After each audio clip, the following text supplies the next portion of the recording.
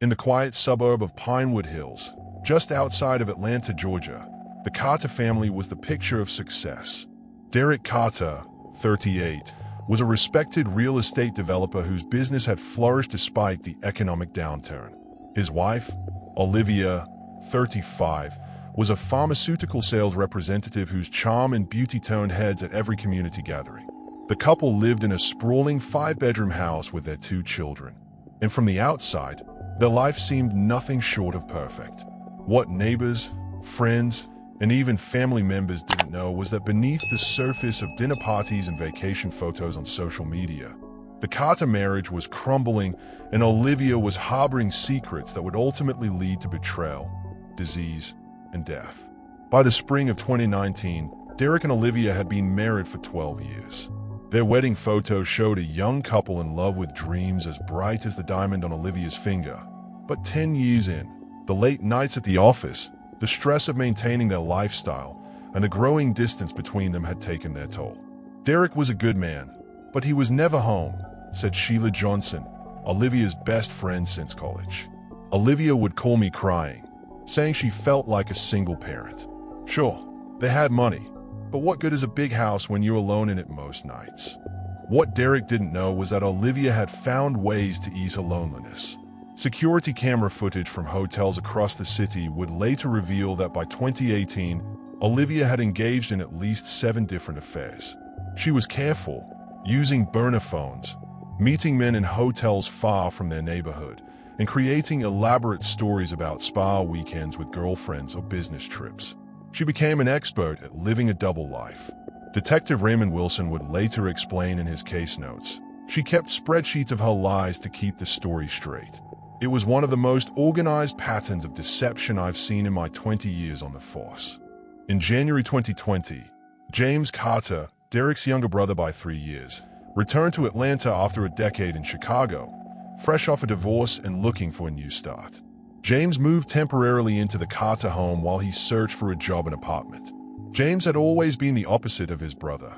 Where Derek was serious, disciplined, and traditional, James was relaxed, creative, and free-spirited. He had left Atlanta to pursue music production, but ended up working in marketing. His return home was a chance to rebuild his life. James was like a breath of fresh air in that house, Derek's mother Gloria Carter would later tell investigators. He played with the kids, made everyone laugh. I thought his presence would bring some life back into my son's marriage. But what Gloria couldn't have predicted was the chemistry that quickly developed between her daughter-in-law and her youngest son. Olivia and James began spending time together while Derek was at work. At first, it was innocent trips to the grocery store or picking up the children from school. But security footage from a local mall would later show the two holding hands when they thought no one was watching. Text messages recovered from Olivia's phone showed flirtatious exchanges beginning just 3 weeks after James moved in. Meanwhile, unbeknownst to either of the brothers, Olivia had been seeing another man, Jason Carter, a pharmaceutical rep from a competing company whom she had met at a conference in Miami. Their affair had been ongoing for nearly 6 months. What Olivia didn't know was that Jason had contracted HIV several years earlier and had stopped taking his medication regularly, causing his viral load to increase.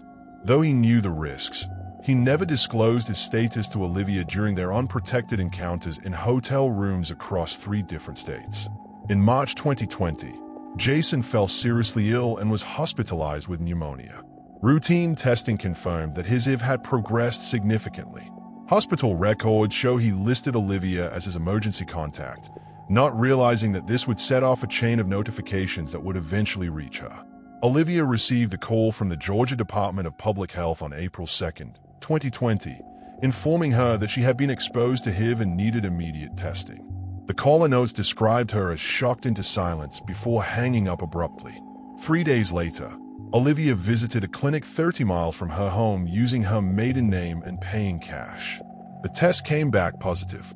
Medical records show she started antiretroviral therapy the following week, but told no one about her diagnosis. By this time, her affair with James had become physical. Cell phone tower data would later confirm that the two were alone at the Carter house at least twice weekly while Derek was at work and the children were at school. By June 2020, James had found his own apartment, but continued his relationship with Olivia. Security footage from his apartment building showed Olivia visiting at least 14 times, always during business hours, always leaving before Derek would be home from work. What Olivia didn't know was that James had begun experiencing persistent flu-like symptoms. By late June, thinking it was just stress from his new job, he ignored it for weeks. But when night sweats and weight loss followed, he finally visited a doctor in early August. On August 17, 2020, James received his own HIV diagnosis. Medical records show his doctor advised him to inform all recent sexual partners immediately. A series of text messages recovered from James's phone showed his growing panic. In December 2019, Eric moved back to Detroit after several years in Arizona, with no apartment and limited funds. He was welcomed into James and Tanya's home, a temporary arrangement while he looked for work and got back on his feet. James was always trying to help family. His mother, Doris Williams, later told investigators, "That's how he was raised. You never turn your back on blood. But if I had known what that boy had in his heart, I would have warned my son to keep him far away from his home." Security camera footage from neighboring homes and businesses would later reveal that Eric began following Tanya almost immediately after moving into the Williams home. He volunteered to drop her off at work when James had early shifts at the plant. He offered to run errands with her on weekends.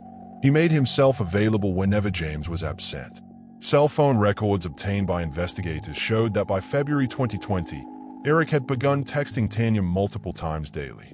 The messages started innocently enough, questions about dinner plans or when James would be home, but they gradually became more personal and eventually inappropriate. It was like water on rock, Detective Lisa Morels would later explain in her case summary. Constant, patient wearing down, her resistance bit by bit. The text messages show a calculated progression from family member to friend to something more. For months, Tanya's responses remained polite but distant. She never reported Eric's behavior to James, a decision that her sister, Kesha Howard, later attributed to Tanya's desire to keep peace in the family. Tanya hated conflict, Howard told the Detroit Free Press in an interview. She probably thought she could handle it, that he would eventually back off or move out. She didn't want to cause tension between James and his family. By June 2020, Eric had secured a job at a warehouse and found his own apartment, a small one-bedroom unit just 10 minutes from the Williams home. But his departure from their house did nothing to diminish his fixation on Tanya. Security footage from her school showed Eric's car in the parking lot at least twice weekly, watching as she left work. Credit card records revealed he purchased gifts delivered anonymously to her classroom. Flowers, chocolates, and once, an expensive bracelet that Tanya returned to the jeweler. The turning point came in late July. Cell tower data placed Eric's phone near a highway rest stop, 50 miles outside Detroit. At the same time, Tanya was returning alone from a teachers' conference in Chicago. Security camera footage showed his car pulling up beside hers, and the two of them talking through their car windows for nearly 20 minutes. What was said in that conversation remains unknown, but Tanya's text messages to Eric changed dramatically afterward. Her responses became warmer, more personal. She began deleting these messages from her phone, a detail that would only come to light during the later investigation. On August 7, 2020, surveillance cameras at a motel off Highway 94 captured footage of Tanya's car parked next to Eric's for 3 hours in the middle of the afternoon. Similar meetings would occur 5 more times over the next 2 months, always while James was working overtime shifts at the plant. By October 2020, James had begun to notice changes in his wife's behavior.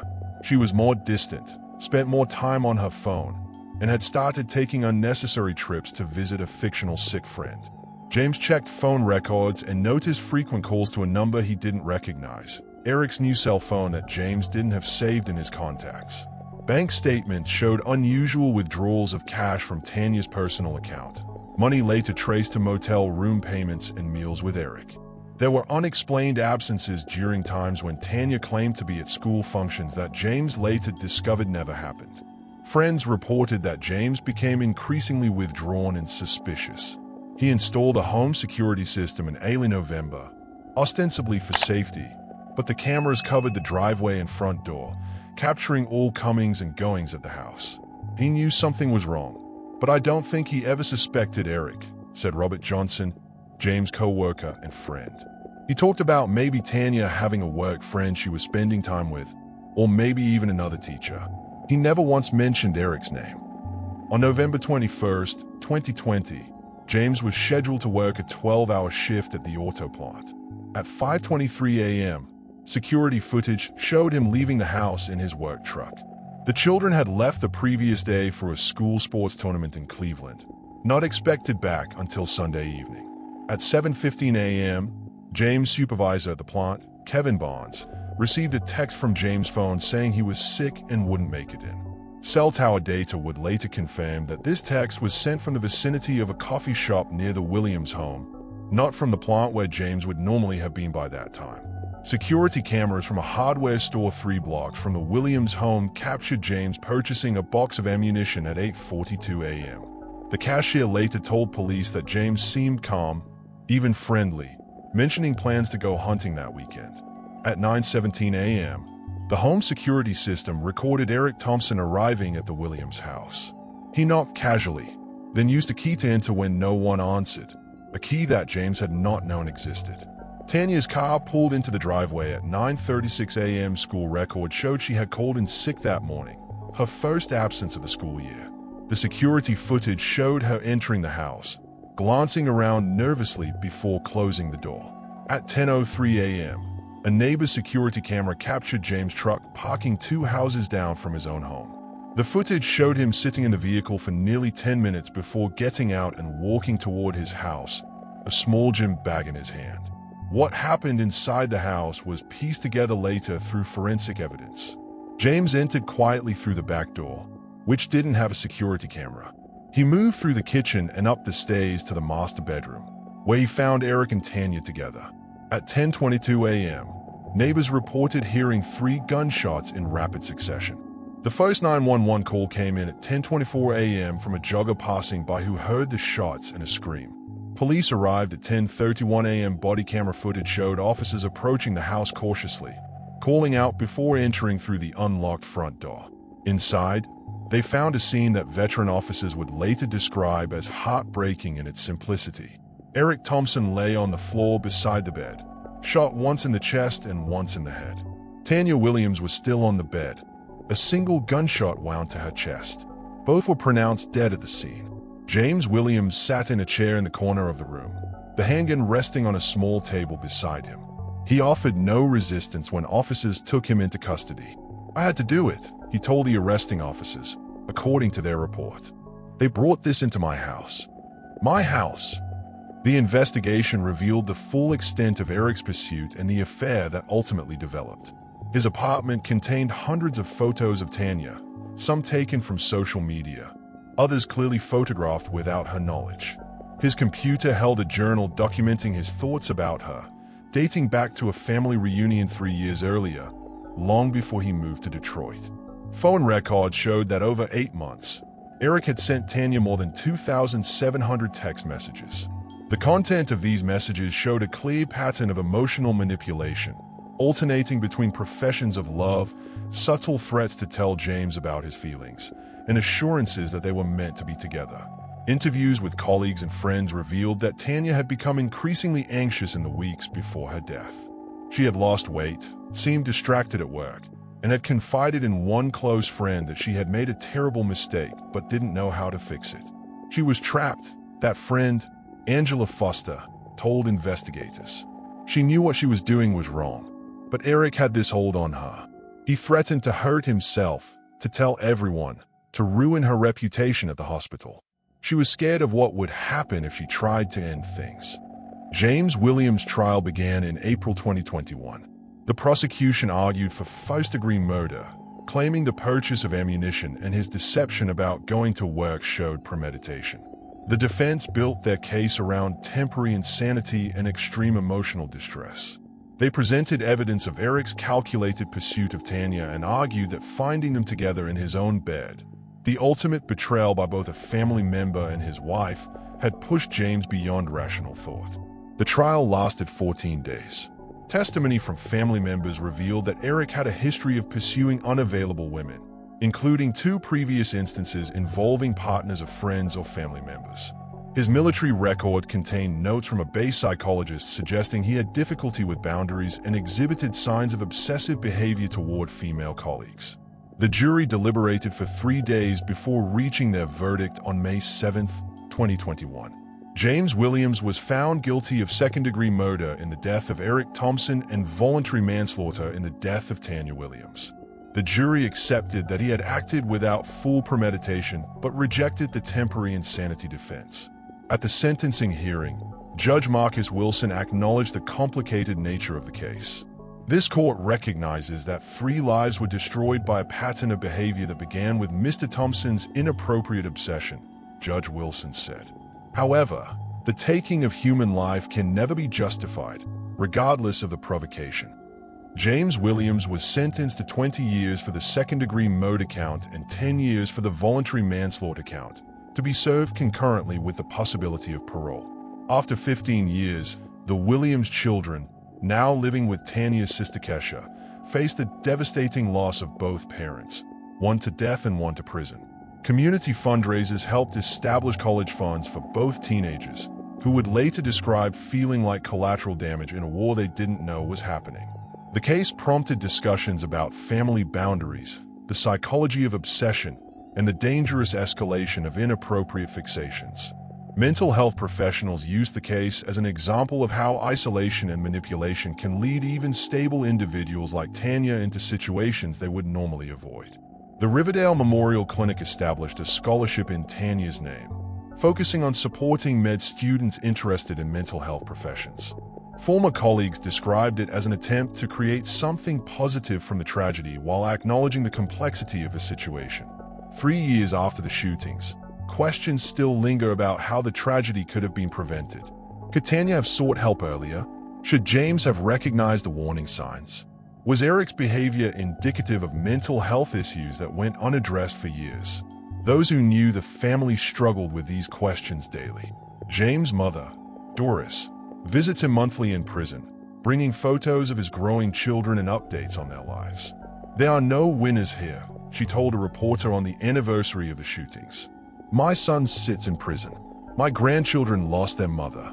2 people are dead, all because boundaries were crossed that should have been sacred." In his only public statement, read by his attorney after sentencing, James addressed not the court or the media, but his children. "I failed you in the worst possible way.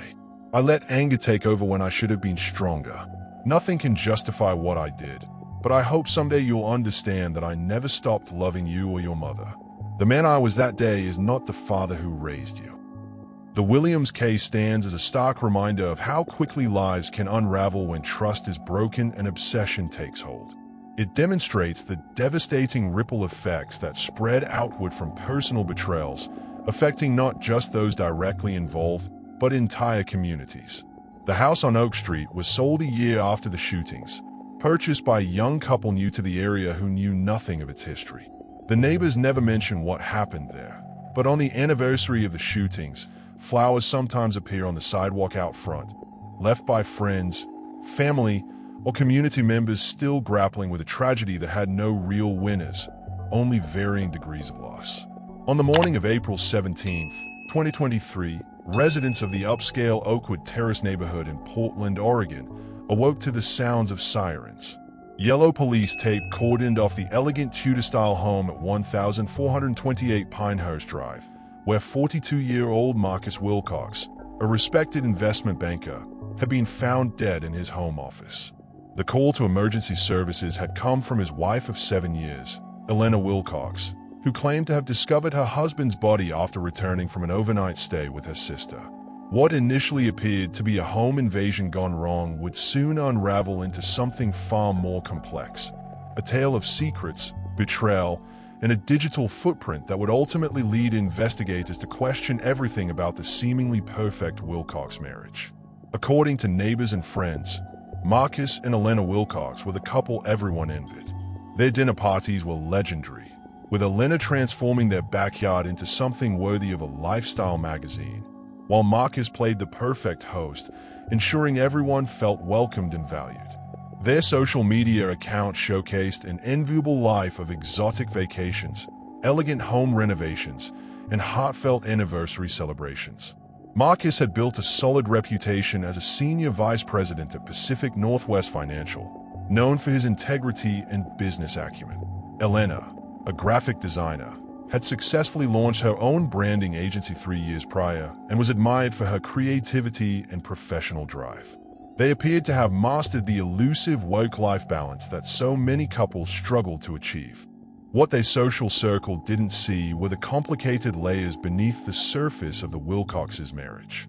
Elena had transitioned shortly before meeting Marcus in 2014 at a charity fundraiser. Those closest to the couple noted that Marcus had been supportive from the beginning, often described by friends as Elena's biggest champion. At their wedding, he had moved guests to tears with a toast about how Elena had taught him what true courage meant. For the first 5 years of their marriage, the Wilcoxes were active members of their Portland community, particularly involved in charities supporting LGBTQ+ youth. Elena had become something of a local celebrity, speaking at events about her transition journey and using her and Marcus' relationship as an example of unconditional love and acceptance. But as detectives would soon discover, the Wilcox marriage had begun to change in subtle ways.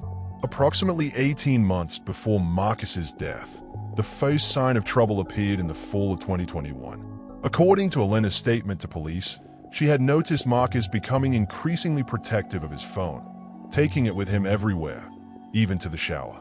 If she approached while he was using it, he would immediately lock the screen or place it face down. Elena initially attributed this behavior to work stress. Pacific Northwest Financial was navigating a difficult merger, and Marcus was working longer hours than usual. By early 2022, other changes had emerged. Marcus joined a new gym, updated his wardrobe, and was spending more evenings at what he called client dinners that sometimes kept him out until the early hours of the morning. Detective Sarah Linden of the Portland Police Bureau later noted that these were classic warning signs, but ones that are easy to rationalize when you're in love with someone. According to Elena's testimony, everything changed on March 30th, 2023. Marcus had left his laptop open when he went to shower before a business trip. Elena, looking for a document she needed for a client meeting, noticed a notification from an unfamiliar app.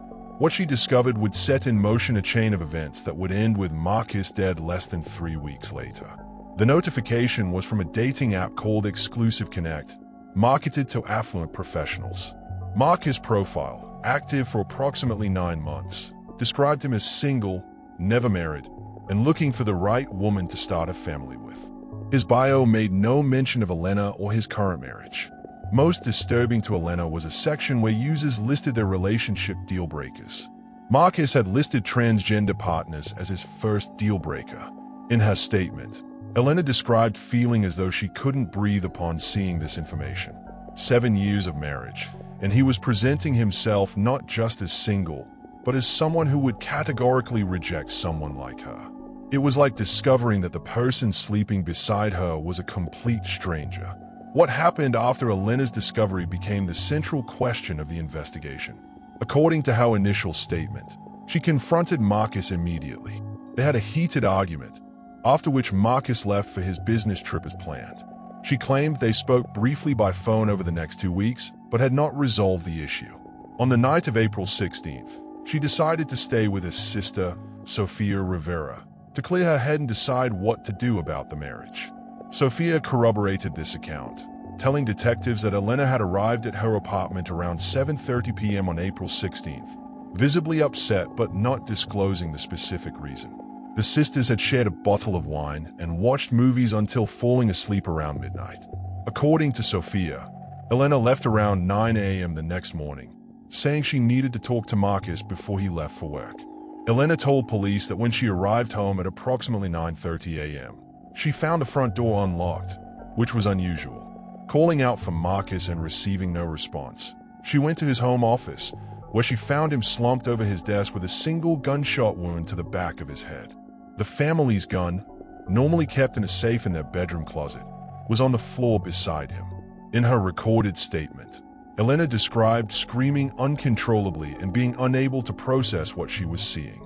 She ran outside and called 911 from the driveway because she couldn't remain in the house with him in that condition. When first responders arrived at 9:47 a.m., they found Elena in the driveway, hyperventilating and unable to speak coherently. Marcus was pronounced dead at the scene.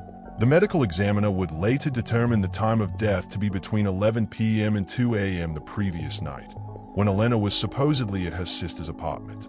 The investigation took a decisive turn when detectives obtained security footage from the Wilcox's neighbor, retired security consultant Howard Reeves. Reeves had installed a comprehensive camera system following a series of break-ins in the neighborhood the previous year. His front-facing camera had a partial view of the Wilcox's driveway. The footage showed Elena's car leaving the residence at 6:45 p.m. on April 16th, consistent with her statement about going to her sister's apartment. However, at 11:23 p.m., the same car returned to the driveway and remained there until 1:17 a.m., when it left again.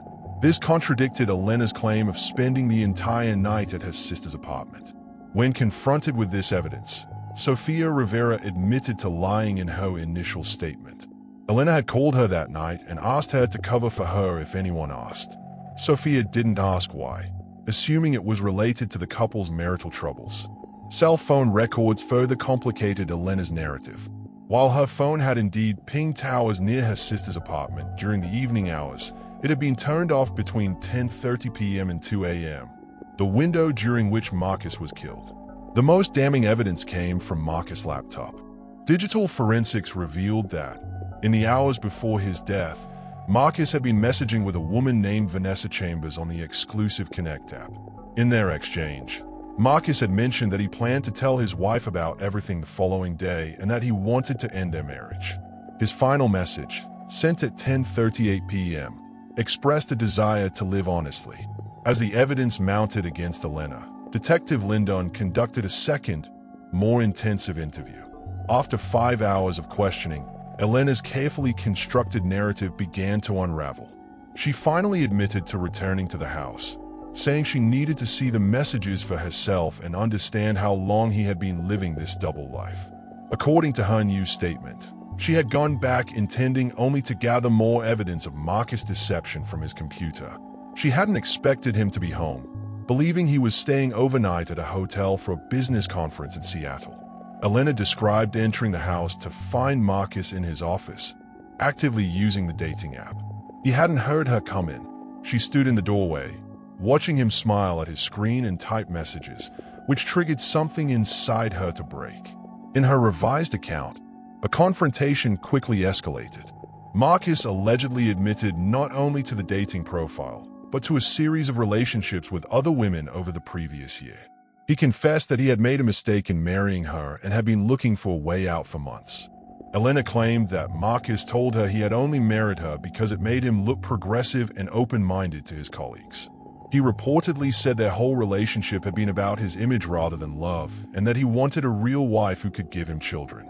In this new version of events, Marcus had become increasingly cruel during their argument, mocking her transition and telling her that he had never truly seen her as a woman. At some point during the confrontation, Elena went to their bedroom and retrieved the gun from the safe.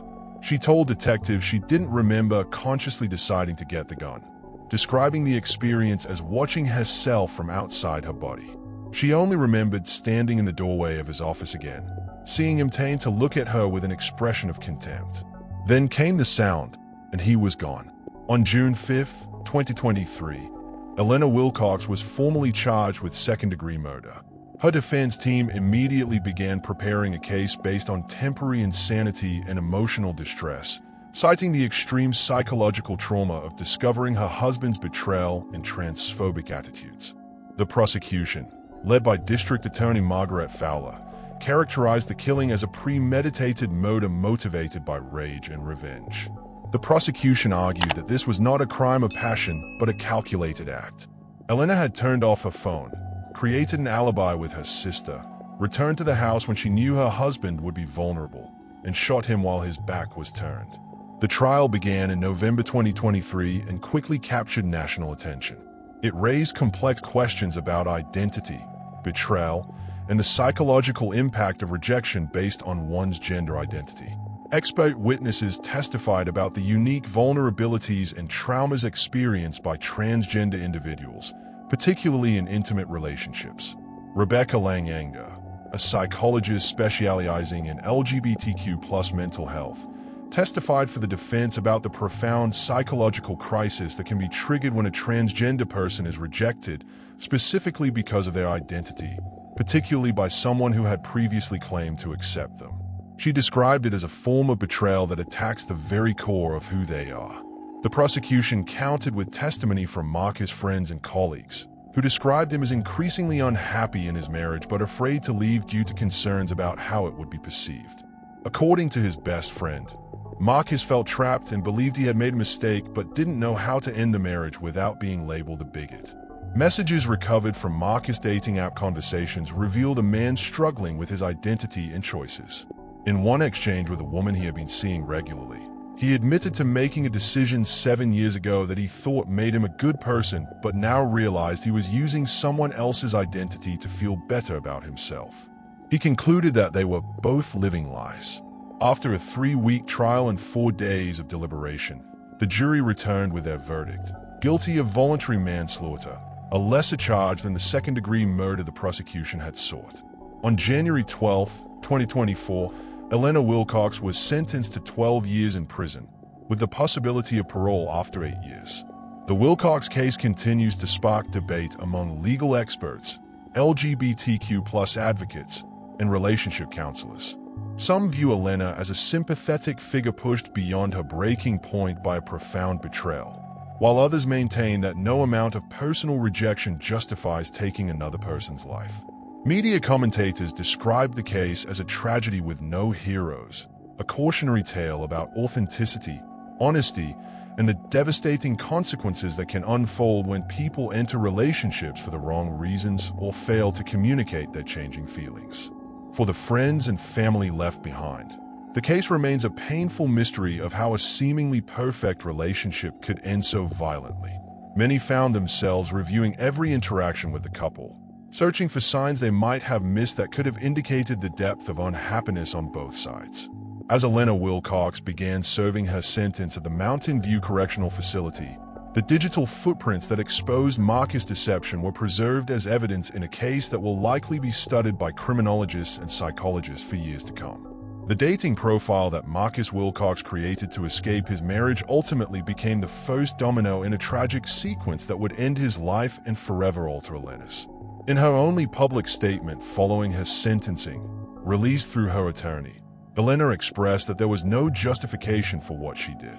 She acknowledged that a moment of unbearable pain led to an action she could never take back, destroying 2 lives that night, Marcus and her own. She expressed hope that by sharing their story, others might find the courage to be honest with themselves and their partners before it's too late. The Wilcox home at 1428 Pinehurst Drive was sold 6 months after Marcus' death. The new owners have renovated extensively, perhaps in an attempt to erase the memory of what happened there.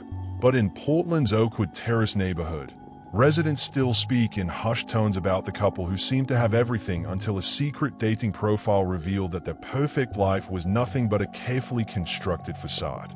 But the next story shocked even most veteran investigators. On the morning of March 17, 2024, residents of the affluent Clayton Heights neighborhood in Seattle woke to the piercing wail of sirens. Emergency vehicles descended upon the modern glass and cedar home at 4721 Lakeside Drive, a property that had been featured in architectural magazines and belonged to tech executive Daniel Reynolds and his wife, Sophia. By nightfall, news had spread that 42-year-old Daniel was dead and his wife of 7 years was in police custody. The community was stunned. The Reynolds were, by all outward appearances, the embodiment of progressive success, a power couple who hosted charity events, attended gallery openings, and seemed genuinely in love. No one could have predicted the layers of deception that existed behind their carefully curated lives, nor the violent end that awaited one of them. The story of Daniel and Sophia Reynolds began like many modern romances, online, through a dating app.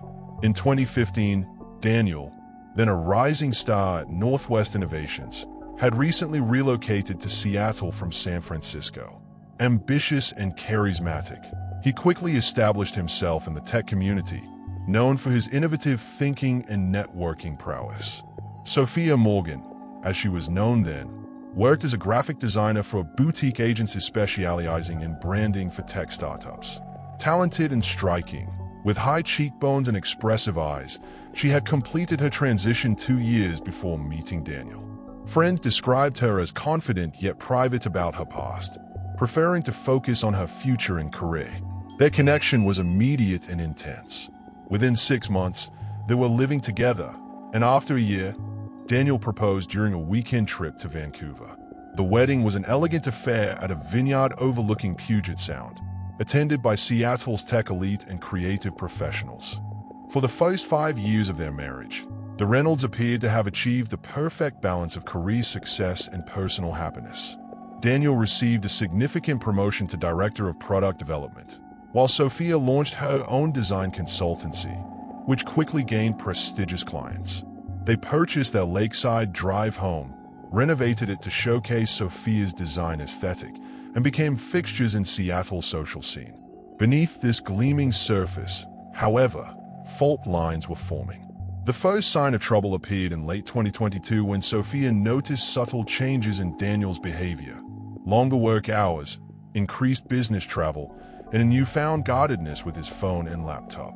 Initially, she attributed these changes to work stress, as Northwest Innovations was preparing to launch a major new platform. By early 2023, Sophia's suspicions had grown. Daniel had become emotionally distant, often distracted during conversations and less interested in their once active sex life. A friend in their social circle mentioned seeing Daniel at a restaurant in Bellevue with an unknown woman, describing their body language as intimate. When confronted, Daniel dismissed it as a business meeting. The digital breadcrumbs began accumulating. Unfamiliar charges appeared on credit card statements for hotels in Seattle, odd for someone who lived in the city. Rideshare receipts showed trips to residential addresses during times Daniel claimed to be at work. Text notifications from unknown numbers would prompt Daniel to immediately step away to respond. In April 2023, during a period when Daniel was supposedly at a conference in Chicago, Sophia received an anonymous email containing photos of her husband entering a downtown Seattle apartment building with a woman. The timestamp on the images matched a video call during which Daniel had shown Sophia the view from his Chicago hotel room, clearly a pre-recorded video. When Daniel returned home, Sophia chose not to confront him immediately. Instead, she began a methodical investigation into her husband's double life, installing tracking software on their shared devices and hiring a private investigator.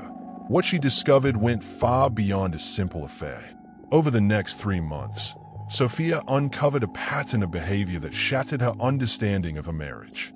Daniel wasn't involved with just one woman. The private investigator documented meetings with at least 4 different women across Seattle and Portland. But more disturbing than the infidelity itself were the conversations Sophia found in recovered message threads. In these exchanges, Daniel described himself as trapped in his marriage to Sophia. He referred to her as not a real woman and lamented to his lovers that he missed being with actual women.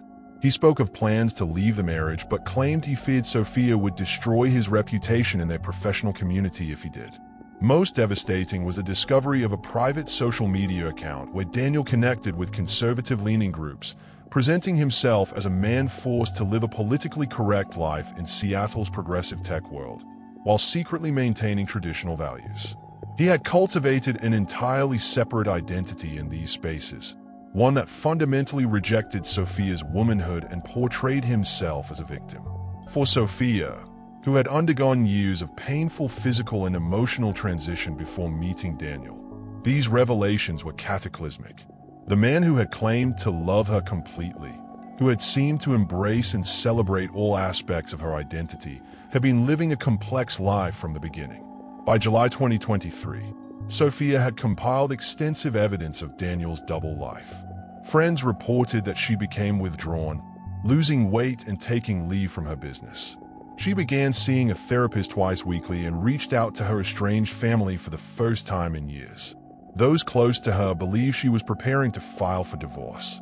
What happened on the night of March 17, 2024, has been reconstructed through police reports, forensic evidence, and Sophia's own testimony. At approximately 7:30 p.m., Daniel returned home from what he claimed was a weekend business retreat. Sophia had prepared an elaborate dinner, opened an expensive bottle of wine, and set the dining room table with candles. According to cell phone records, she had spent the day sending normal, even affectionate, messages to Daniel, giving no indication of what was to come. During dinner, Sophia methodically presented Daniel with evidence of his affairs, beginning with printed photographs and escalating to recordings of his most hurtful comments about her identity. Neighbors reported hearing raised voices around 9 p.m., though not loud enough to cause alarm in the spacious neighborhood, where homes were set far apart. At 10:17 p.m., Sophia called 911. Her voice, described by the dispatcher as eerily calm, reported that her husband had been stabbed and required medical assistance. When police arrived 7 minutes later, they found Daniel on the kitchen floor with multiple stab wounds to his chest and abdomen. A chef's knife from their wedding registry lay nearby. Despite paramedics' efforts, Daniel was pronounced dead at the scene. Sophia, still wearing a blood-stained evening dress, was sitting on the porch steps when officers arrived. She offered no resistance during her arrest, telling officers, "He said I wasn't real. I showed him what was real." The case against Sophia Reynolds moved rapidly through the legal system. Prosecutors charged her with second-degree murder, arguing that the elaborate dinner setup demonstrated premeditation. Her defense team, led by prominent attorney Mira Hernandez, built a case around temporary insanity, citing the severe psychological trauma of Daniel's betrayal and the fundamental assault on Sophia's identity. The trial became a media sensation, drawing attention far beyond Seattle. Court proceedings revealed the full extent of Daniel's deception, including testimony from two of his lovers who confirmed his disparaging comments about Sophia and his misrepresentation of their marriage. Psychological experts testified about the unique damage caused by having one's gender identity, a core aspect of self that Sophia had fought hard to establish, systemically undermined by the person who publicly claimed to accept it most completely. Digital forensics uncovered that Daniel had been planning to leave Sophia in the coming weeks, with a flight booked for New York and a lawyer's consultation scheduled for March 21st. The defense team presented these findings to suggest that Sophia had acted in a moment of crushing emotional distress when faced with the end of her marriage, a marriage built on lies that only now, at the moment of his betrayal, had begun to unravel. On October 12, 2024, after 3 weeks of trial, the jury found Sophia Reynolds guilty of manslaughter, sentenced to 10 years in prison. With a possibility of parole after 7 years, Sophia's case sparked debates around identity, love, and betrayal. It also raised questions about the impact of hidden bigotry in relationships and how emotional trauma can shape extreme decisions.